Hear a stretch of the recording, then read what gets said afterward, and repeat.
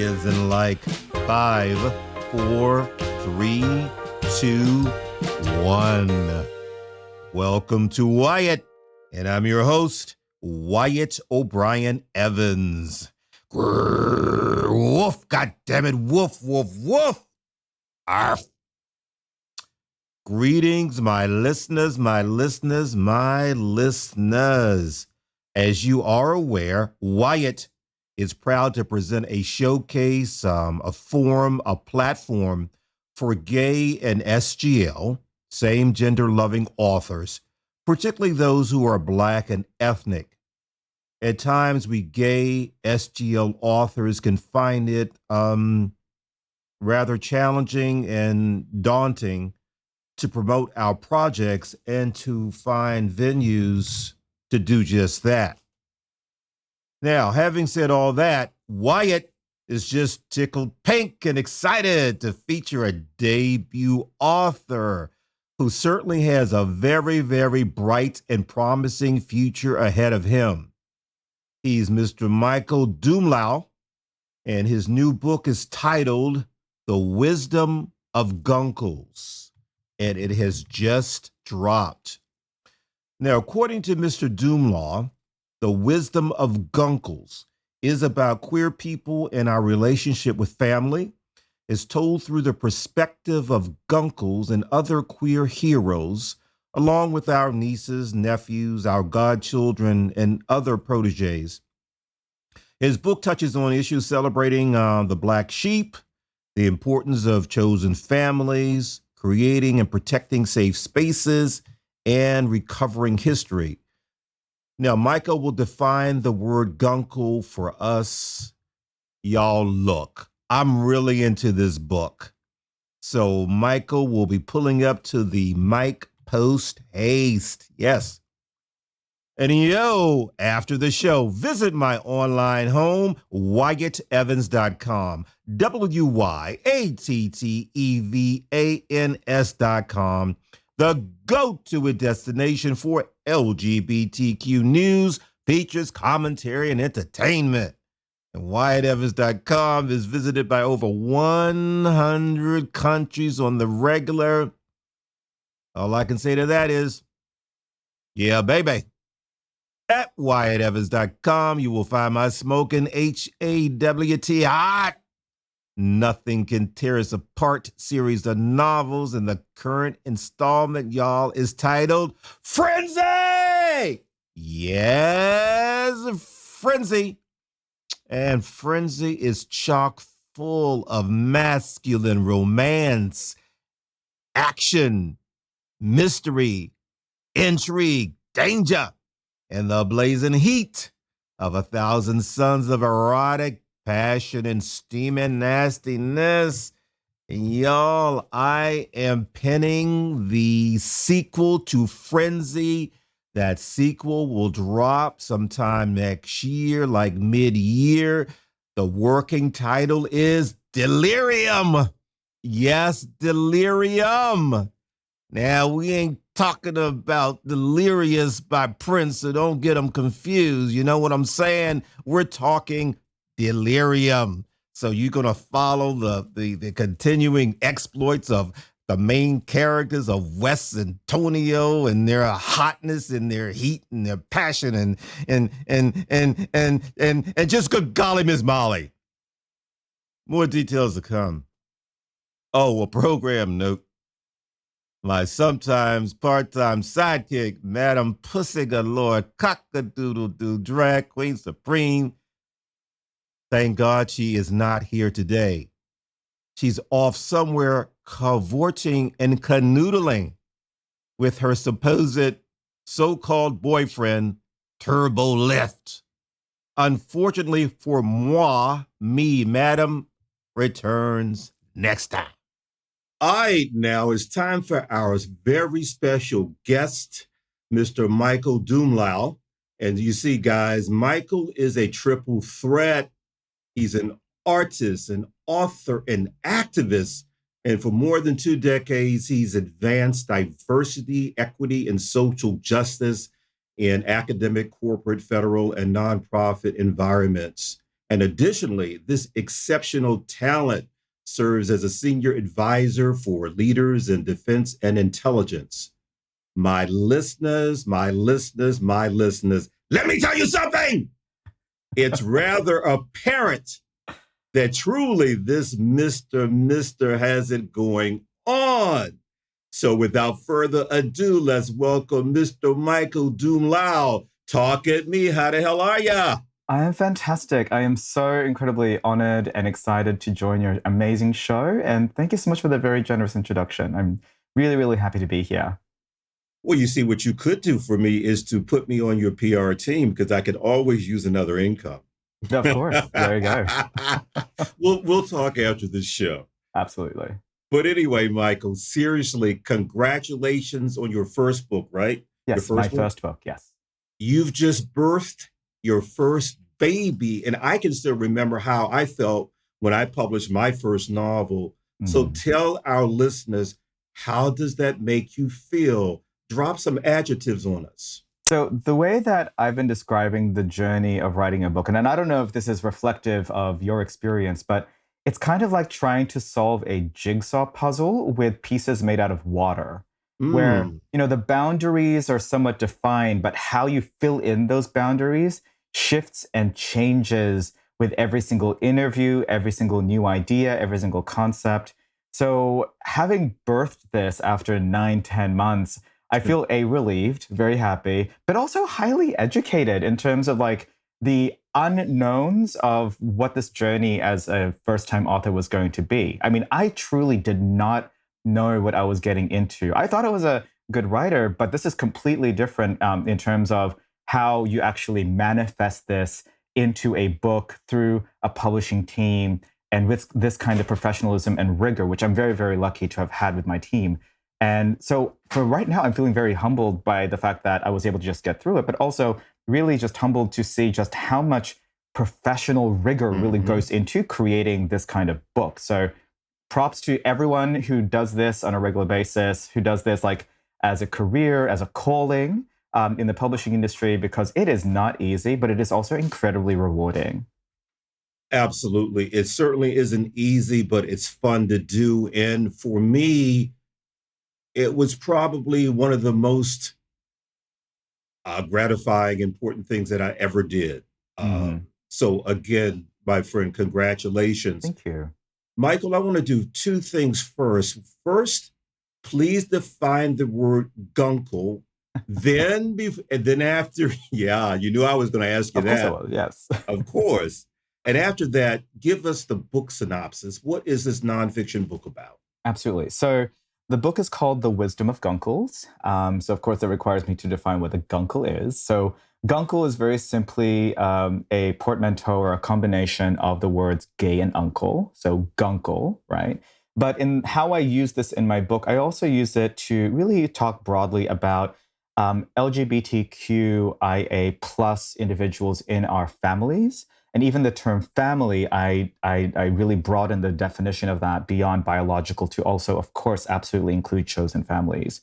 So for me, it's really about celebrating, elevating, uncovering the stories of LGBTQ people in our families' history and in our families today that frankly haven't always been celebrated, right? And in fact, I would say the main crux of my book is really the celebration of the black sheep of the family as seen through the experience of the queer LGBTQ family member.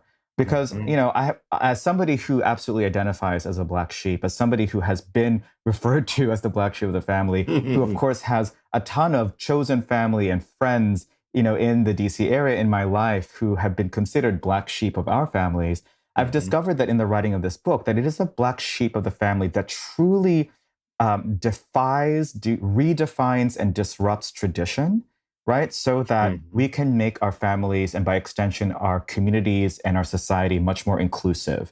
Because we're the ones who call out the BS. We're the ones who, really question why we're black sheep to begin with. And we're the ones who question every single time people say it's always been that way. Because at the end of the day, it's always been that way has never moved our society forward. It's never made us more equal. And so I feel like the black sheep are that critical part of the family, that critical role in the family that at the end of the day has hasn't always been visualized, as it hasn't ever always been celebrated, right? Usually black sheep Hmm. are shunned, we are erased, we are cast aside, we are cautionary tales. We are the example you give to kids of what not to do. When in actuality, I think we are the ones that tell them all the different paths, right, that you can engage in, that you can walk, right? As Hmm. people start to discover ways that they may not belong in the family, but they belong with you, right? And as you start to expand what the family means and what the family is becoming, black sheep, I think, are the ones that really create that sense of inclusion, right, and belonging. And so for me, I think that's one of the biggest sort of cruxes of this book. And all the stories. So the book is a collection of 10 stories of black sheep, of LGBTQ people, of guncles from all around the world, and they represent a lot of stories from people of color. Many are immigrants. Many of them come from war torn or socioeconomically challenged societies and countries from around the world. Many are immigrants. Many are transgender, gender non-binary, or are shifting the way that we think about even gender and gender Mm. expression. And many of them, in many ways, I think, represent narratives and stories that haven't really been prevalent in how we as society represent queer identity. And so for me, it was really important to celebrate those stories and also acknowledging this really, really rare and unique part of our history where it's not like LGBTQ, people in our families have been really seen as examples, but I feel like now with greater acceptance of LGBTQ people in certain parts of the world, in Hmm. certain parts of society, we are now at a point where I think we can start to really consider our lived experiences as worthy of wisdom, as being able to teach people really what they can do to live better, more authentic lives. I talk about how there is a journey through all of my stories of trauma to a sort of triumph that they define for themselves, and that journey of traversing trauma to triumph, I think, is something that can be made universally applicable. So, as I've been saying about this book, while these are very unapologetically LGBTQ queer stories, there's something very universal about them because at the end of the day, they speak to the black sheep in all of us, right? I Hmm. think all of us can attest, especially for entrepreneurs like ourselves, if we're innovators, right? If we are the kinds of people that want to change the world, I think there's a little bit of us that has never felt that we've truly belonged. And so we try to create spaces and communities where we can feel that we belong and bring others like us, right? That have been set aside, that have been outcast. And Hmm. so I think that is that is what this book is really about. It's celebrating those of us who try to basically create these new spaces, who choose not to continue these traditions and these ideas that exclude us and exclude other people like us, and really try to, frankly, I mean, it may sound cheesy, but it's really people who strive to make the world a better place from that distinct queer experience and queer narrative. Well, let me tell you, you sell it quite well. And we're going to really drill down on it a little bit later. I want to say I'm going to give my review because I'm really impressed with the book and I don't impress very easily. Thank you. First of all, my listeners, The Wisdom of Guncles has been well received internationally by educators, business influencers, and other authors and writers. Michael, I have to, don't pat yourself on the back, but I have to say that for your first book, you demonstrate such a level of maturity and clarity. You have an affecting, eloquent writing style. You turn one hell of a phrase. You're quite the storyteller. It's like everybody, you need to read this book for nothing more because it's like you're at a gathering with friends, say a nice dinner party, you're kicking back, you're listening to captivating stories, and the essential information, the essential information being dispensed, you just soak it in.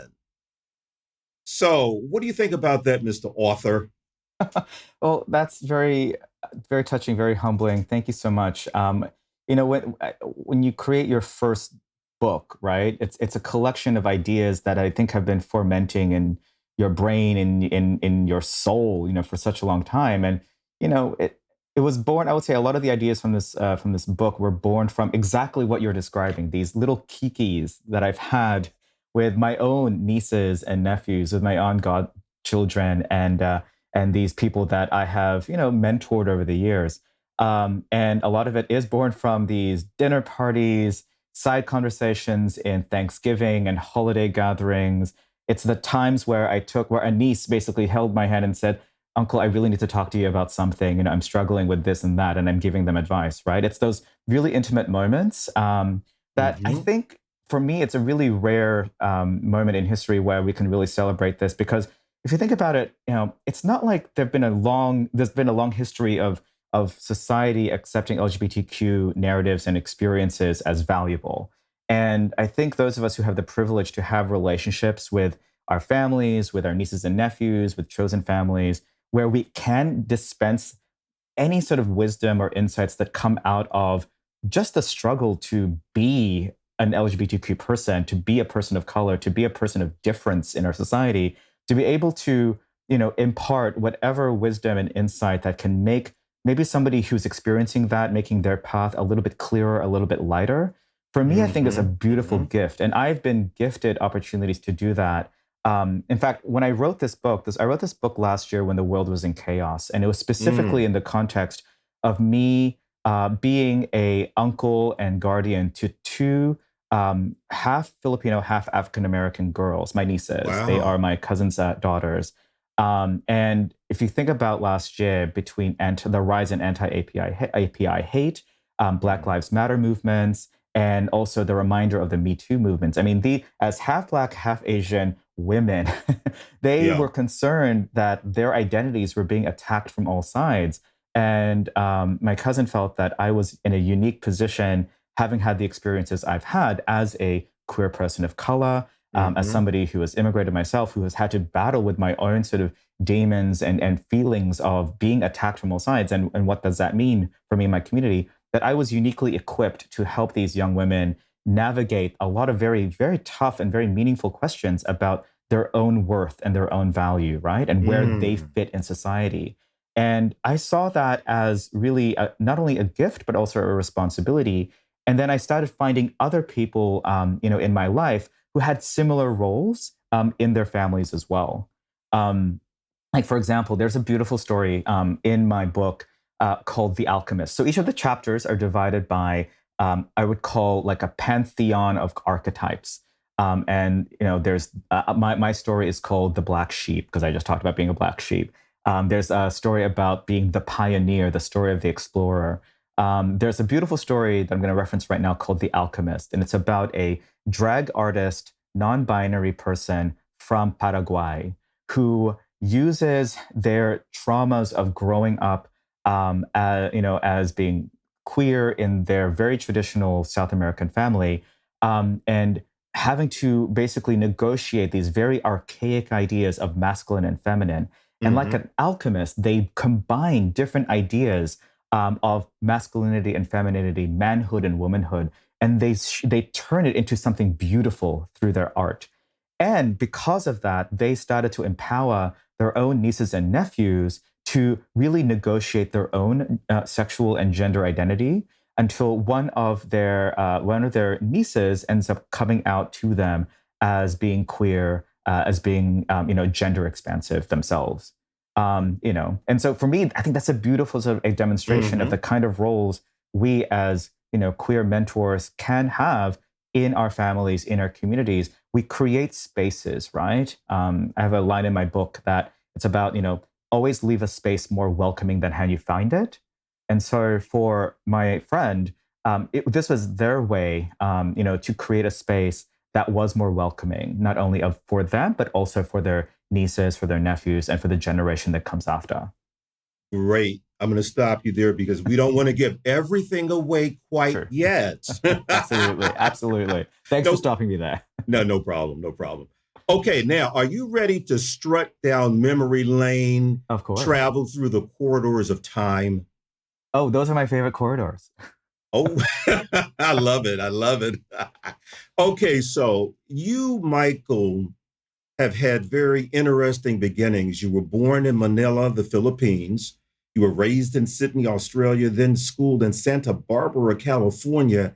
Mhm. How did all of that happen? So I was born under martial law during the Marcos dictatorship, which Oh.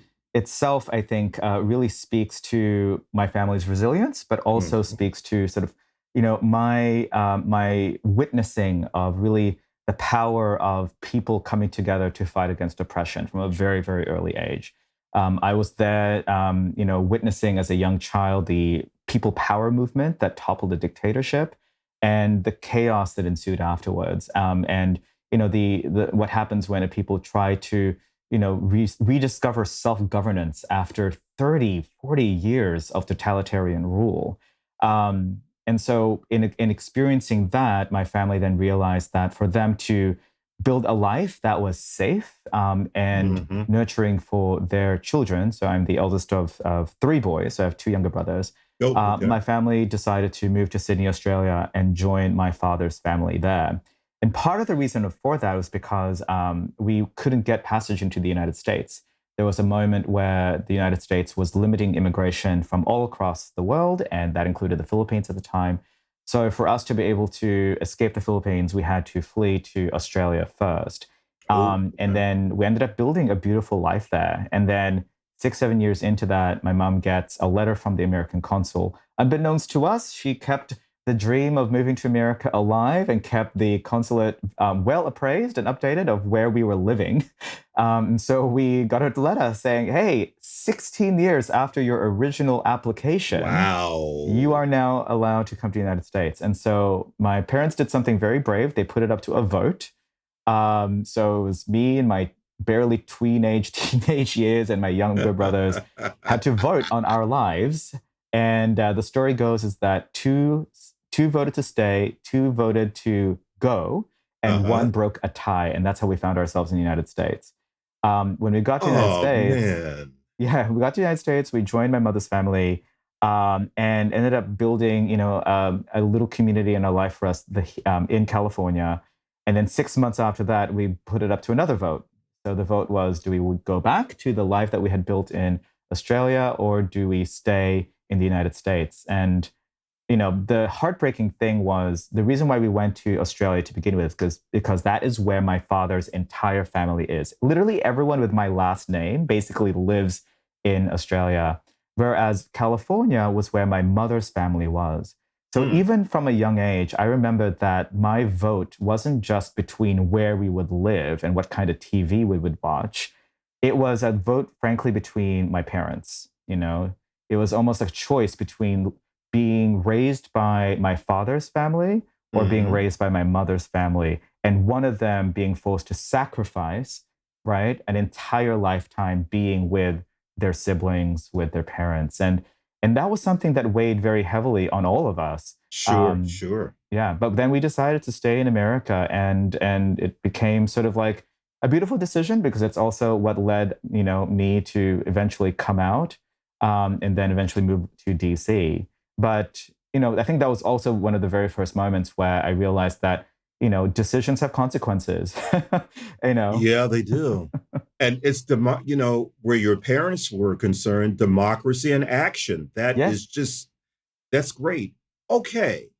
I always like to ask my special guest the following question, Michael, which is this: as a little boy, as a little nipper, what three characteristics or qualities best described you? What were you like? So my mom explains that I basically came out her womb with a karaoke mic in my hand. uh, so I was a little performer from day one, from minute Mm. one. I Uh, cried. uh. I cried in harmony. I like to think. So very much, the artistic and performance inclinations were very clear from the very Mhm. beginning. Um, and so definitely, creative and artistic. And then number two, I think, very also reflective, and quiet, and quiet in the sense that on stage I was, I loved performing, but when I was off Mhm. stage, I was very much a sort of like reflective person as well. And I think Mm. part of that is because from an early age I knew I was different, and I also started to intuit that being what made me different was going to maybe not be not the best thing for me. So I hid a lot of things for a long time, which I think in many ways also made me very, very introspective, I think, in a lot of ways. Uh, Well, yep. what things did you hide? Well, let's put it this way. I have been reflecting actually on the fact that one of the very first times that I knew that I was possibly gay, or at least possibly different from Mm, the other boys. okay. There is a very famous festival in the Philippines called the Santa Cruzan, and it's a long procession from the church to the town hall that's supposed to emulate, the birth of the baby Jesus and the traveling of basically the birth.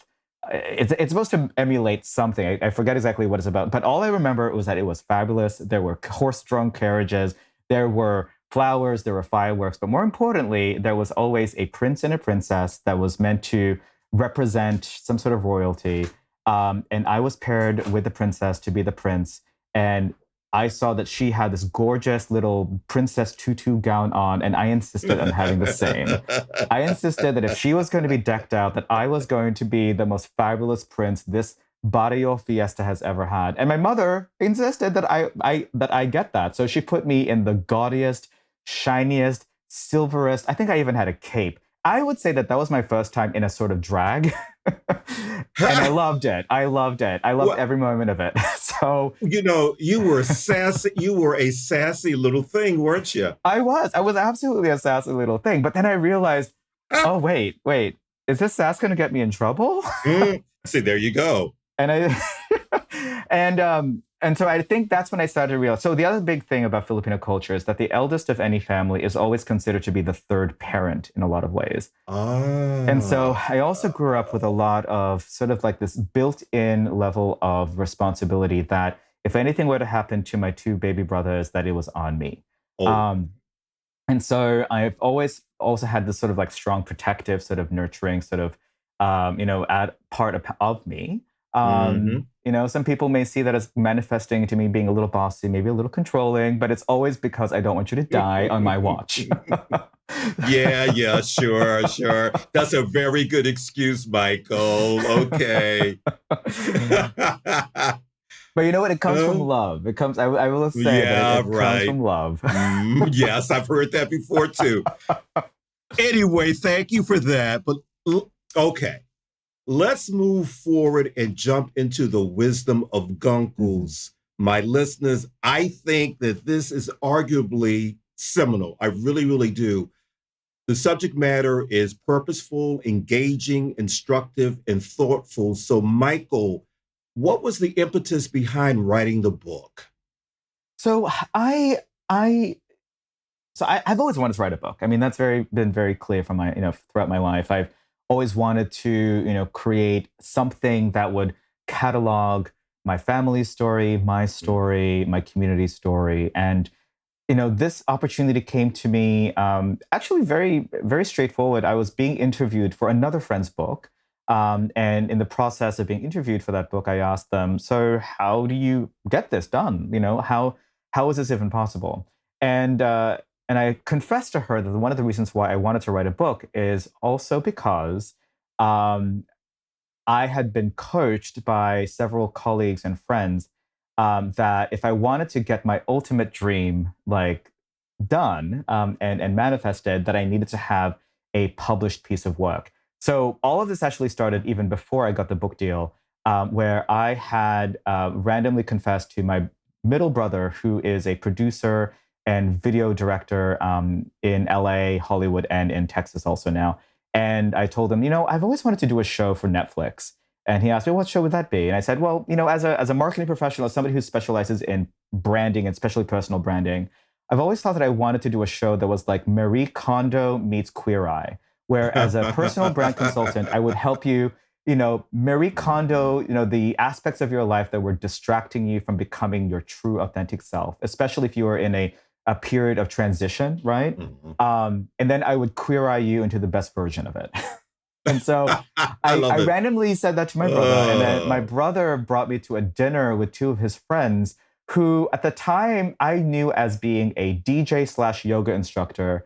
And another person was a chocolate pastry chef slash something else, right? Mm. And then he said, oh, Michael, you should tell my friends that interesting sort of idea you had. And so I conveyed the idea. And they said, oh my God, that's really fascinating. You should pitch it to our production team. I'm like, excuse me, what?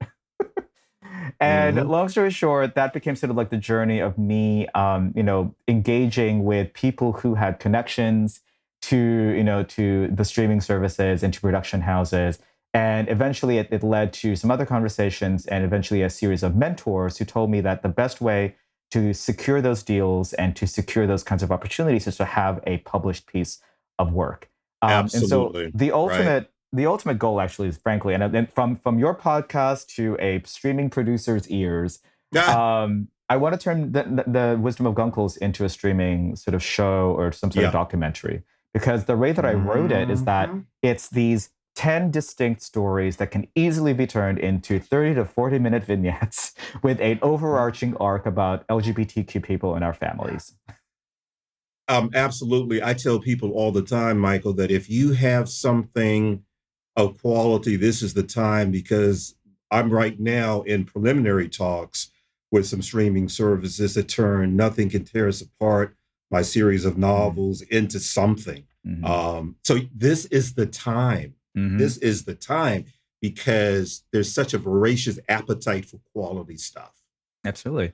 And it's also how we as a people frankly survived the Yeah. pandemic being indoors, right? It was through things like Netflix and Hulu and Amazon Prime. It was streaming that kind of storytelling, right? And it's very immersive storytelling that I think people are starting to realize that that is how we absorb content and absorb stories, or one of the biggest ways that we do so. And so I think it's a really important way for particularly people from marginalized voices and communities, who represent stories that aren't always told on those kinds of stories, to offer those stories up and own them, and Mhm. hope that we can maintain their integrity, as we then distribute them and broadcast them to a wider audience. Wonderful. Now, would you do us the honor of performing a reading from the Wisdom of the Guncles? Absolutely. Thank you so much for this opportunity. Oh, sure.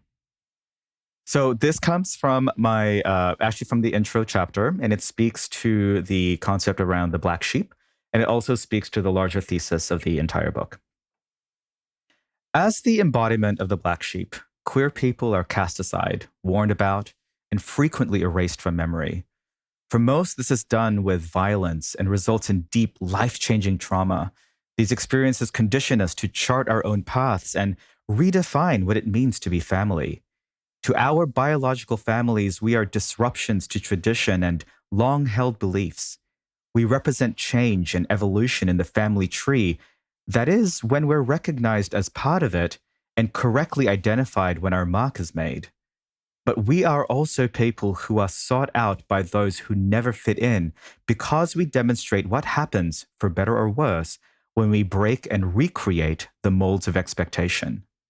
Because of this, we become beacons for our beloved nibblings. That's the gender neutral term for nieces and nephews, godchildren, younger cousins, and proteges. Throughout these children's lives, we serve as the cool, non judgmental adult they turn to for the stuff they can't talk to mom and dad about.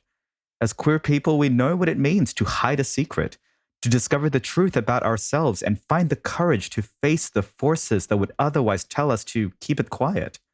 We are there to help them shout that truth from their hearts, just as we did and likely continue to do every day. When we tell them to be themselves, to love themselves, that they are perfect just the way they are, we do so with life hardened conviction because we ourselves know just how difficult it can be to believe it. And when we tell them we love them, that we will protect and elevate them, we do so with passion and ferocity because they are every bit a part of who we are. Wonderful. I mean, Mr. Melodious voice, outstanding. Thank you so much. Thank you. Now, Michael, you've included your own story in the Wisdom of Guncles. I have. Can you tell us about that? Absolutely. So, my story is titled The Bridge. And, every story, the title itself also sort of evokes the lesson or the insight that I want conveyed, in that. And for me, I feel that my experience of immigrating across the world, of constantly bridging between, two families, who were literally separated by an entire ocean. And bridging eventually, ideas about sexuality, gender, and ethnicity and race. I felt that it was important for me to represent how, in many ways, LGBTQ people can be that bridge, between our families, between our nephews and nieces, between communities, because of our unique. Sometimes, many of us embody unique intersections of identity. And so my story is really about my relationship with my half Filipino, half African American goddaughters and nieces, and what it means for me to bridge for them their Black and Filipino identity, to actually specifically be the bridge to their Filipino culture and heritage, because their mother and I are the only representatives of our family on this side of the country. Every single other person who these girls are related to on their Filipino side live either on the other side of the country or, frankly, on the other side of the Pacific Ocean in the Philippines. And so, in many ways, we are the only bridge to their history, to their culture, to their traditions as Filipino women. And so I felt I needed to be that for them. And I actually start off the chapter with a really loving sort of recollection of how my own grandmother taught me how to make lumpia. And for those of you who are not familiar with Filipino cuisine, lumpia is one of our most favorite and famous foods. It's a spring roll, a very, very delicious little spring roll. And my grandma taught me how to make it. And I told the story of how she taught me how to make it in our kitchen table back in the Philippines and later in Australia and then eventually in Santa Barbara. And that I then took that tradition and used that to teach the girls here in DC how to make it for Thanksgiving this last Thanksgiving. And that for me was a way for me to bridge the stories of our family. Because whenever my grandmother would teach us how to make those pastries, to make lumpia, she would always do so while telling us stories about our past, about our family history, about our villages, about where she grew up, about the war, especially World War II, and how my family survived that, about the dictatorship, about all the ways that our family has survived and thrived through all the different challenges that we have gone through. And I wanted to use that same experience, when I was teaching the girls. So I told them also about their history, about the family. And then in the background of that, I also tell the story of my own sort of history and journey of finding bridges that I couldn't cross, crossing bridges that I knew I couldn't uncross, and then building bridges in the future.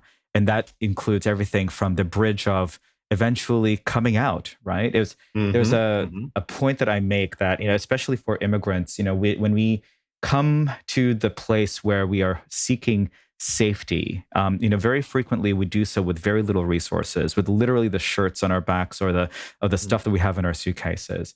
And we usually, create a life in the beginning part of our journey as immigrants with a very, very, very, I would say, very few resources, and everything is very tenuous. And I have a line in my chapter where I decided to put myself away, where in honor of, helping my parents just survive, helping my brother survive, and helping us build a life in America, which is not easy, especially back when we had first come here. That it was important for me to, first of all, build a bridge between my parents, build a bridge back to all the communities that were around us. But I couldn't build a bridge between myself and my emerging identity as a gay person. And so I had to make a decision that I couldn't make that be a distraction, because I felt that would have been a distraction, especially if the people and the community that was going to help us basically get on our 2 feet was going to be our faith community, our church. And it was not exactly a church that was very open-minded when it came to LGBTQ people.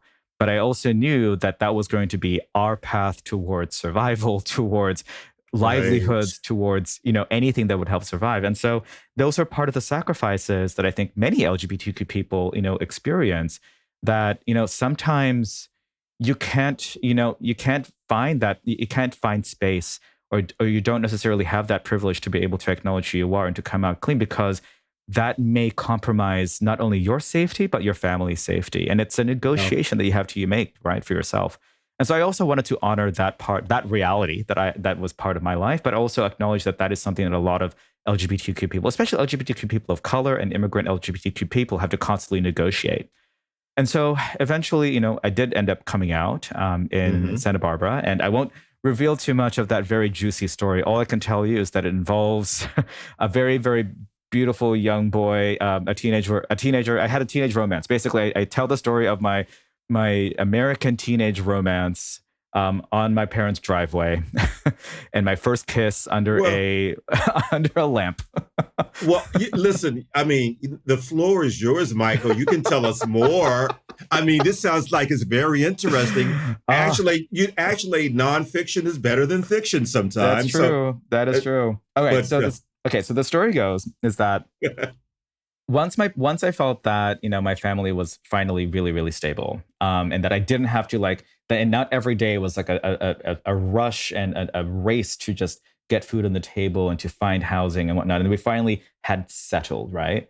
Then that's when I realized that I could go back to all those things that when I was a kid that would be essentially my happy place, right? So that was the theater, that was band, that was art.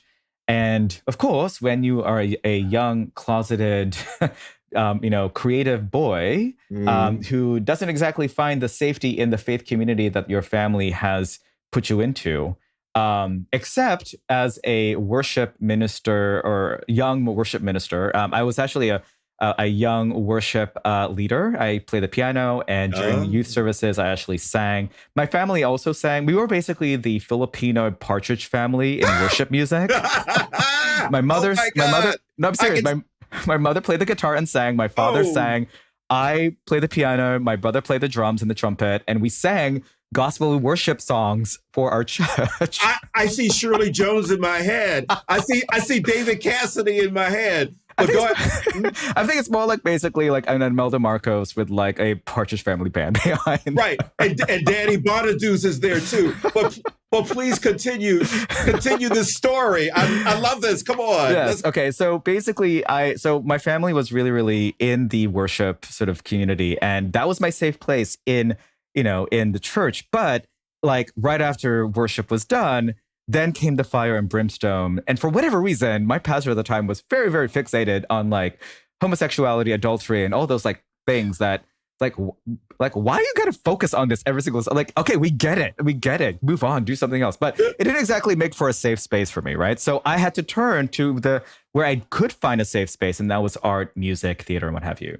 Well, inevitably, of course, I do find myself falling in love with another boy who at the time was younger than me, but was also like, I'm gonna just tell you straight. He looked like Leonardo DiCaprio, and I was really, really into Romeo and Juliet at the time. Yeah, right. And he was hitting all my buttons. I mean, he was not just cute and very confident, but he was also out, which made him dangerous, but also that much more attractive because he was out. He was living his truth, and everyone knew it.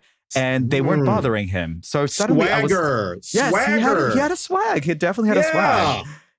And so I started to grow a relationship, a friendship with him. And it started with band, and then it went into theater. And then after many, many, many months. So the irony in all of this is that my mom and dad were finally so happy that I had a male best friend, because until then I had only female friends, and they were concerned that having female friends was going to turn me sweet. They literally said, I was like, oh, we're so glad you have a male best friend. He's a good, strong male influence on you. I'm like, sure. Yes, of course.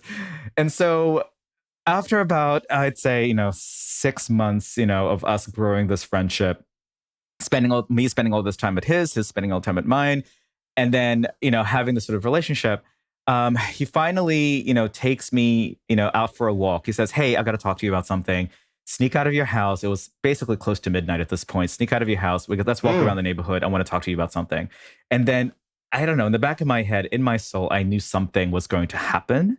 And it was like, I keep telling about bridges, right? That I was suddenly being forced to face a bridge that I have been literally ignoring for my entire life. And so suddenly it was like, he was like putting me at the precipice of that bridge. And so what he did was he literally walked me all around the neighborhood, and we talked about nothing and everything. And I apparently did not shut up.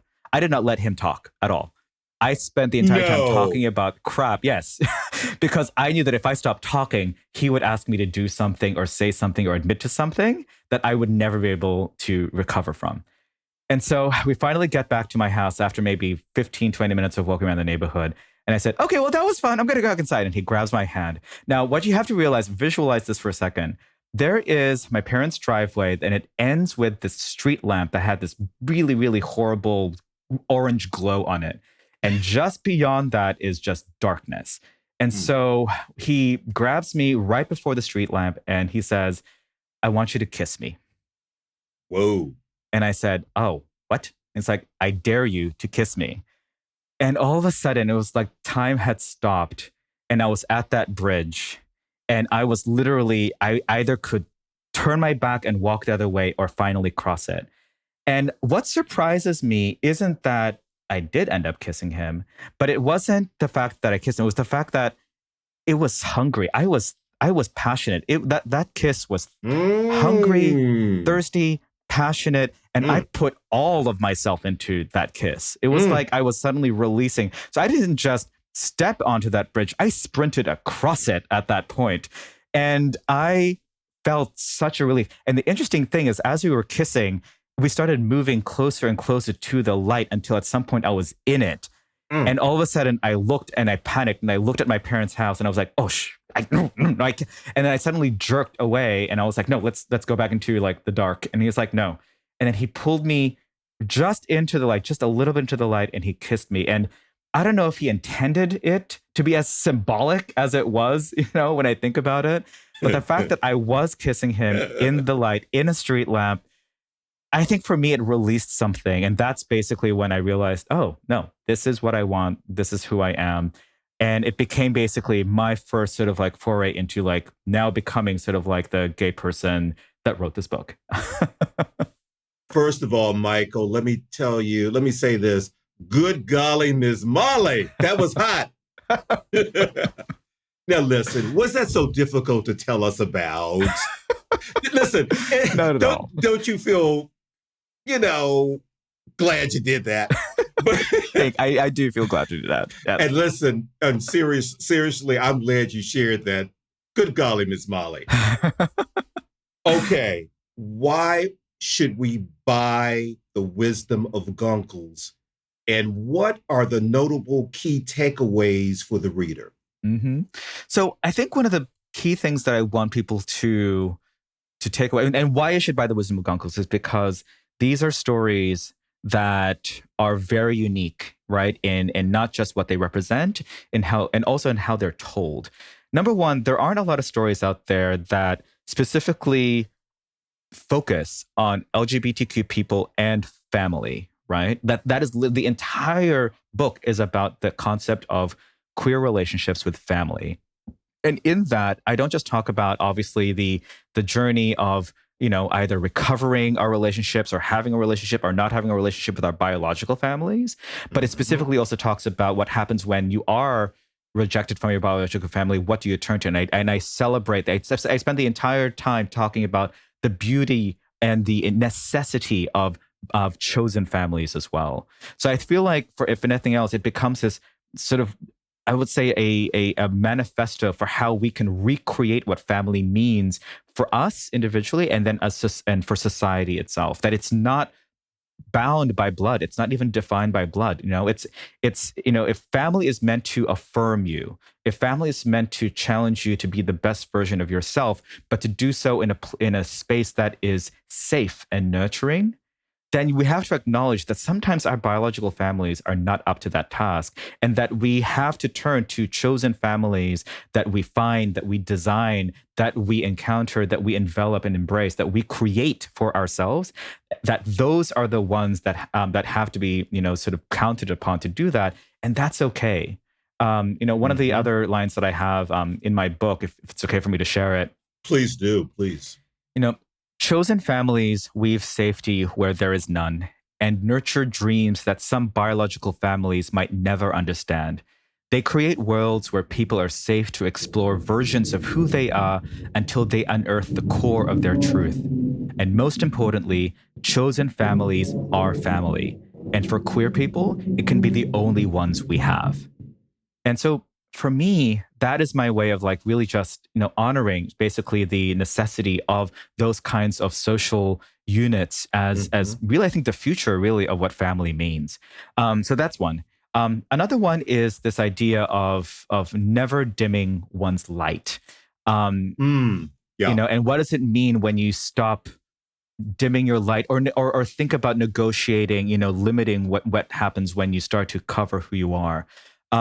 This lesson comes out of a beautiful story called The Chameleon, and it's a story of a young African American U.S. Army veteran who identifies as non-binary and grows up as the black child of two African American Southern Baptist preachers in Anchorage, Alaska. So wrap your mind around that. I can't. You're can't. Okay. Black, queer in Anchorage, Alaska. And also eventually becomes basically a part of the US military. So their entire life story is a study in masterful code switching. This, and how they've had to really navigate and discover what it means to surface different parts of who they are based off of their, psychological, professional, and physical safety. And at some point, through the trials of Don't Ask, Don't Tell, through the trials of discovering that their family's history is just replete of, with these figures that he had to uncover later that he finds out were queer the entire time, but they were never discussed. They were always hidden in some way. And when they come out, when they finally live their truth and really become proud of who they are, they make a commitment never to dim their light. And this is the quote that they actually offer to me. When one chooses to never dim their light, it makes it easier for others to find you. While this means that one becomes a more visible target for adversaries, it also makes that person a beacon for those lost in the dark. And the idea around that is that when they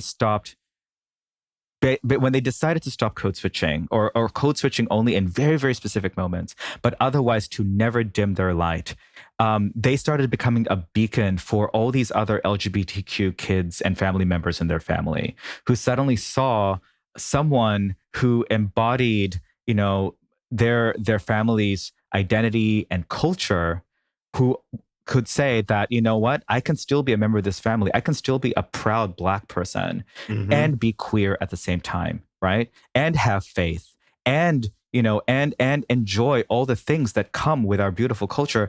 And the fact that I'm queer, right, just empowers that, just strengthens that. And I love, sort of the message of hope that their story, sort of provides, because if nothing else, it gives people sort of another path to think about when it comes to identity. And then I would say the final lesson that I want to leave you with is this idea of, striving to leave a space more welcoming than how you find it. It's this idea that all of the people in my book have found ways to create spaces for themselves and for others like them, like us. But they also always strive to make sure that they don't stop there, that they protect it. They always yearn and strive to protect the space. But at the same time, they also make sure that they continuously expand it, especially given how fluid identity has become and how we continuously evolve what we think about identity. They also want to commit themselves to this idea that you should always, always, always leave room for others, in the space that you create, because you never know who will need it, right, down the line. And so I love that. I love that idea. And I love that every single person in this book is committed to doing that. Outstanding. So where can we buy our copies of The Wisdom of Guncles? Absolutely. Thank you. So The Wisdom of Guncles is out on Amazon right now as both a paperback and an EPUB. It's also available on Barnes & Nobles and anywhere that you buy books online. And there's also a website, www.thewisdomofguncles.com, where you can follow, where I have my book tour, also where I enjoy podcast opportunities such as this one, and any other latest news on The Wisdom of Guncles, especially when things like the hardback and the audiobook will come out in the next couple of months. You can also follow me on Instagram, Facebook, and LinkedIn on @michaeldumlao.com. And at the same time, follow hashtag the Wisdom of Guncles and hashtag Guncles all across social media for the latest news. Michael, I like your style because I was going to ask you, how do we grown folk connect and contact you? And you just had it down pat. Thank you. I love it. I love it. Well, sir, thank you for visiting Wyatt. I had an awesome time. And again, the Wisdom of Guncles is so on point. So my listeners, get out there and buy it. So Michael, thank you so much. Absolutely. Thank you, everyone. Take care. Take care. So there you have it. You can find the official Wyatt podcast page on WyattEvans.com. The official hashtag is Wyatt on Air. If you want to be a guest on Wyatt, have comments, feedback, email me at wyattonair@gmail.com. And you can follow me, Wyatt O'Brien Evans, your host, on Facebook.com/Wyatt O'Brien Evans, on Twitter at Mr. Woe, MISTERWOE, on Instagram at Mr. Wyatt O, MRWYATTO. And be sure to check out my Nothing Can Tear Us Apart series of novels, the latest being Frenzy. I said Frenzy. And its predecessor, Rage, all at WyattEvans.com. So until next time, y'all, woof, goddammit, woof, woof, woof. Oh, hell yeah.